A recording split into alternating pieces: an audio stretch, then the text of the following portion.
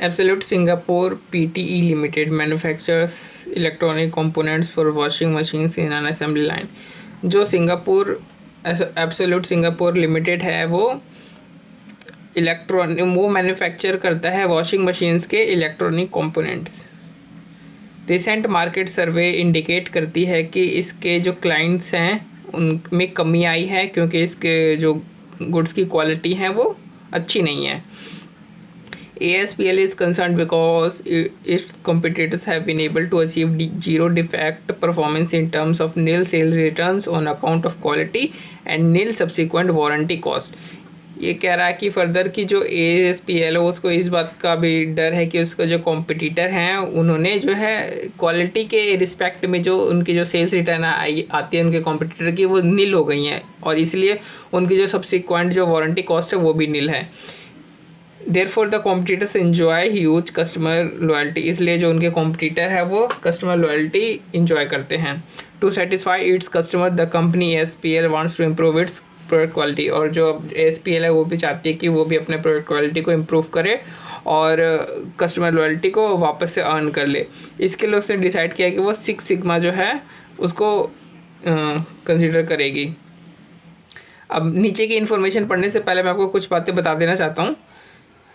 जितने भी तरीके के पुअर क्वालिटी से रिलेटेड कॉस्ट होते हैं 6 सिग्मा में उसे हम 4 कैटेगरी में डिवाइड कर देते हैं। एक को कहते हैं प्रिवेंशन कॉस्ट, फिर एक है दूसरा अप्रेजल कॉस्ट, फिर तीसरा इंटरनल फेलियर कॉस्ट और चौथा external failure cost. Prevention cost में आएगा ट्रेनिंग, ठीक है, यानी होने से पहले प्रिवेंट करने, पुअर क्वालिटी होने से पहले प्रिवेंट करने के लिए हम क्या करेंगे, स्टाफ को ट्रेनिंग देंगे।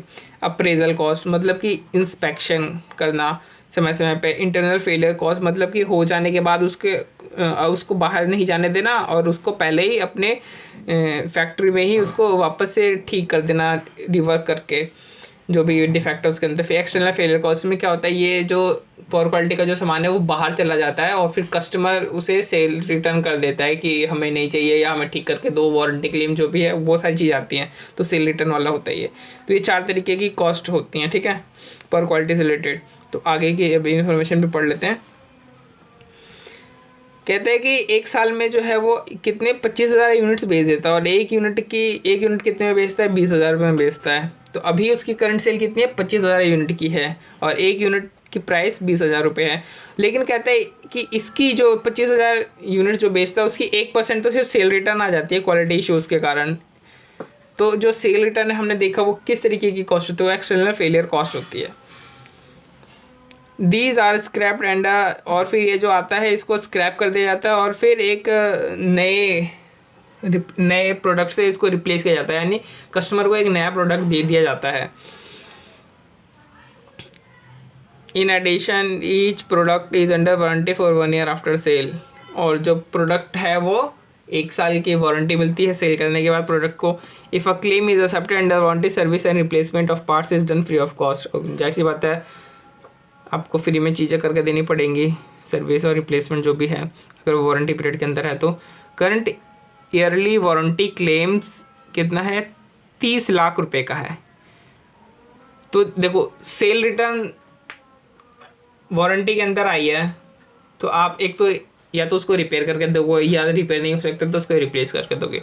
तो जब आप उसको रिपेयर करके देते हो तो उसकी कॉस्ट कितनी आती है, 30 लाख 1 साल की, यानी एक्सटर्नल फेलियर कॉस्ट कितना हुआ यहाँ पे 30 लाख का हुआ। और एक और एक्सटर्नल फेलियर कॉस्ट था जिसमें हम उसको पूरे जो प्रोडक्ट है उसको रिप्लेस करके देते थे, उसकी कॉस्ट कितनी है अभी हमें पता नहीं है। जो 12,000 लिखा है ये हमें नीचे बाद में पता चलेगा। तो अभी तो 250 यूनिट जो इसको हम रिप्लेस करके देते हैं और जो रिपेयर करके देते हैं उसकी कॉस्ट 30 लाख रुपये आती है। Quality control check and inspection is carried out directly at the assembly line. जो क्वालिटी कंट्रोल चेक जो इंस्पेक्शन जो हम कर रहे हैं अभी वो सीधा असेंबली लाइन पर ही, यानी जब जो डिफरेंट कंपोनेंट्स जो हमने मैन्युफैक्चर ऑलरेडी कर लिया है उसकी असेंबली जब करते हैं उस समय हम सिर्फ इंस्पेक्शन चेक होते हैं, उसके अलावा किसी भी पॉइंट पर इंस्पेक्शन हम नहीं करते हैं। और जो इंस्पेक्शन पे जो अभी जो टोटल समय जो हमारा खर्च होता है वो होता है 2,000 घंटे का 1 साल में, और इसकी जो कंपनी को कॉस्ट आती है वो 10 लाख रुपीज़ की आती है। यानी जो इंस्पेक्शन की अभी करंट इस साल की जो कॉस्ट आ रही है वो आ रही है 10 लाख रुपीज़ की, और उसमें कितना हमारा समय बर्बाद होता है, 2,000 घंटे का समय बर्बाद होता है। इंस्पेक्शन जब हम करते हैं तो हमें पता चलता है कि हमारा जो 10% जो माल है वो रिजेक्ट है, मतलब डिफेक्टिव मिल गया है। तो डिफेक्टिव मिल गया तो कितना एक्चुअल में एब्सोल्यूट नंबर फिगर कितनी है 10% की 2525 यानी 2525 यूनिट्स जो है हमारे डिफेक्टिव निकल गए हैं। फिर इसके ऊपर रिवर्क करना पड़ता है हमें। जो हम रिवर्क करते हैं उसका हर 1 घंटे का रिवर्क करने का हमें पड़ता है 6250 और 1 घंटे में हम सिर्फ जो 5 यूनिट है सिर्फ हम उसको रिपेयर कर सकते हैं। अच्छा, तो इंस्पेक्शन कॉस्ट है क्या? अप्रेजल कॉस्ट है इंस्पेक्शन कॉस्ट, ठीक है। तो अप्रेजल कॉस्ट कितनी आ रही है? अभी 10 लाख रुपए आ रही है। और रिवर्क क्या है? रिवर्क है इंटरनल फेलियर कॉस्ट। तो आ कितनी रही है? देखो इतनी यूनिट्स टोटल जो है 10% जो डिफेक्टिव निकलती है और 1 घंटे में हम सिर्फ 5 यूनिट को रिपेयर कर सकते हैं। यानी कितने घंटे लगेंगे इसको रिपेयर करने में और 1 घंटे की कॉस्ट इतनी आ रही है, यानी टोटल 31,56,250 रुपये की कॉस्ट आ रही है। किसकी?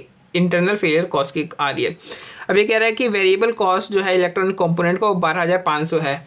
यानी कि आप इसको इस तरह से रिलेट करके देखो कि कंपनी को जो एडिशनल जब कंपनी बनाती है कोई भी कंपोनेंट तो उसमें खर्चा आता है उसको 12,500। यानी जब कोई बंदा जब सेल रिटर्न करता है तो कंपनी उसको रिप्लेस करके माल देते हैं, नया माल देते हैं। जो नया माल देते हैं उसमें कंपनी को खर्चा कितना था? 12,500। यानी जो सेल रिटर्न है जो कि एक एक्सटर्नल फेलियर कॉस्ट है उसकी कीमत कितनी आएगी? 2,500 यूनिट्स इंटू 12,500 1 यूनिट की वेरिएबल कॉस्ट।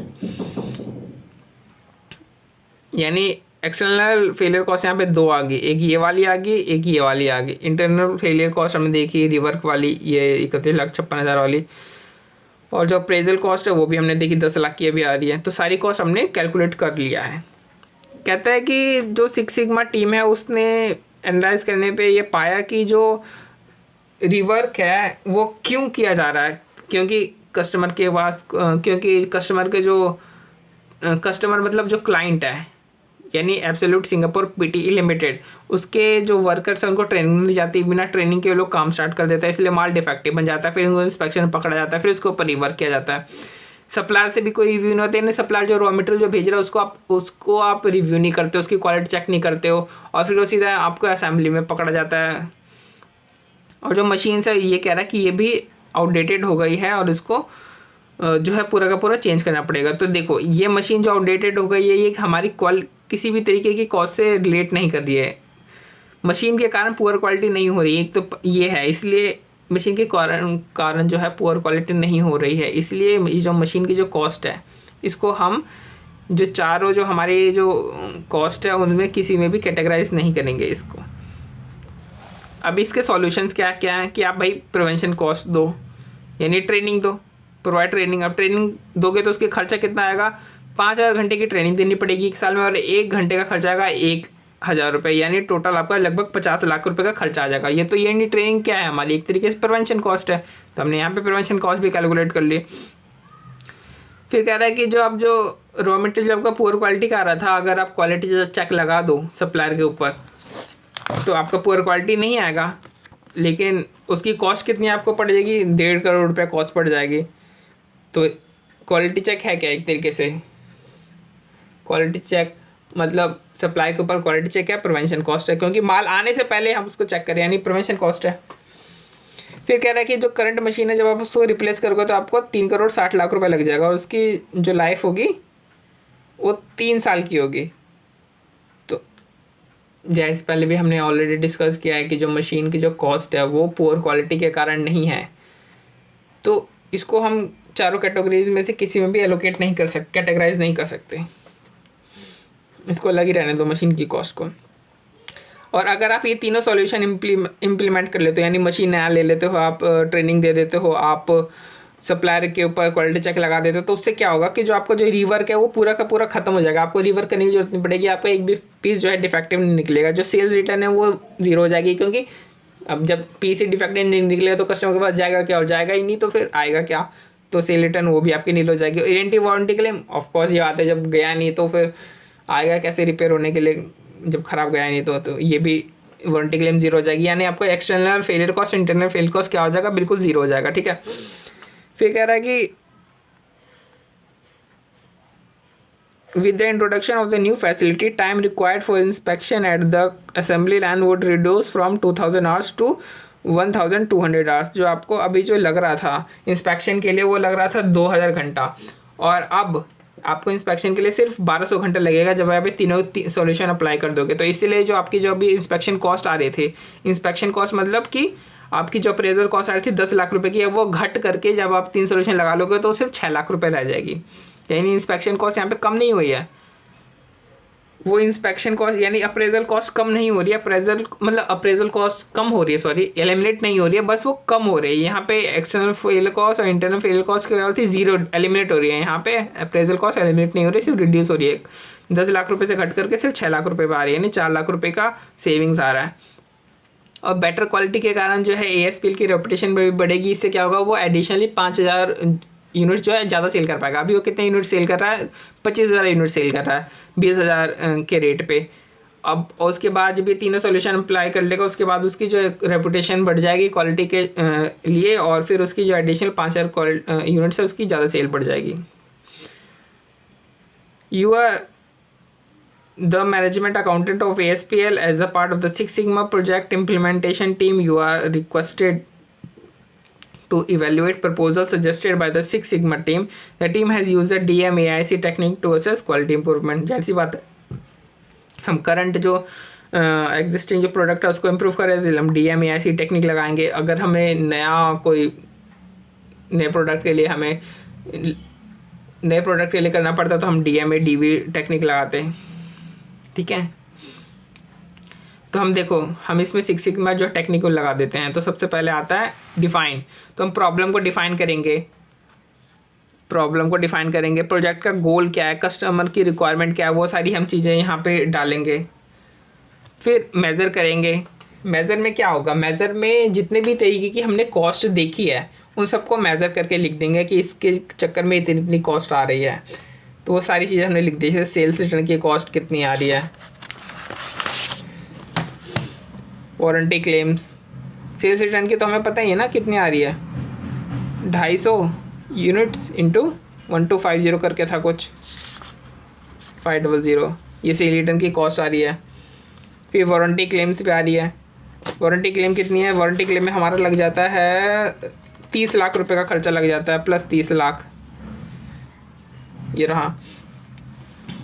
और कह रहा है कि फिर हम देखते हैं कि किस पे जो है वर्क कर रहा है, कौन से सिग्मा पे वर्क कर रहा है। जाहिर सी बात है सिक्स सिग्मा पे तो कर नहीं रहा होगा, नहीं तो फिर हमें अप्लाई करने के लिए क्यों बनाते जब इसका डिफेक्ट है। तो फिर 1-2 पे भी नहीं कर रहा होगा क्योंकि हालत इतनी भी ख़राब नहीं है। तो ये 3 या 4, ये 3-4 बीच में होता है, 5 भी नहीं होगा क्योंकि 5 में क्या होता है कि आपका 0 हो जाता है बिल्कुल एक तरीके से, मतलब काफ़ी अच्छी परफॉर्मेंस आते हैं, बट इसमें इतनी अच्छी परफॉर्मेंस है नहीं इनकी। तो 3 या 4 के बीच में हम इसको रखेंगे।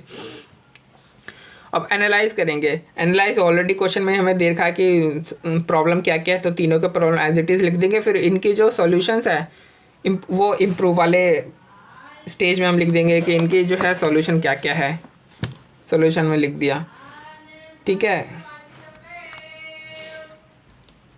कि हमने ट्रेनिंग देनी है, हमने सप्लायर का जो सप्लाई के ऊपर क्वालिटी चेक लगा देनी है, हमने जो मशीन है उसको नई मशीन को परचेज़ करनी है, उसके ऊपर 3,60,00,000 रुपए की मशीन परचेज़ करोगे, 3 साल की लाइफ होगी, तो डेप्रिसिएशन एडिशनल तो आपका आ ही जाएगा ना 1,20,00,000 रुपए का।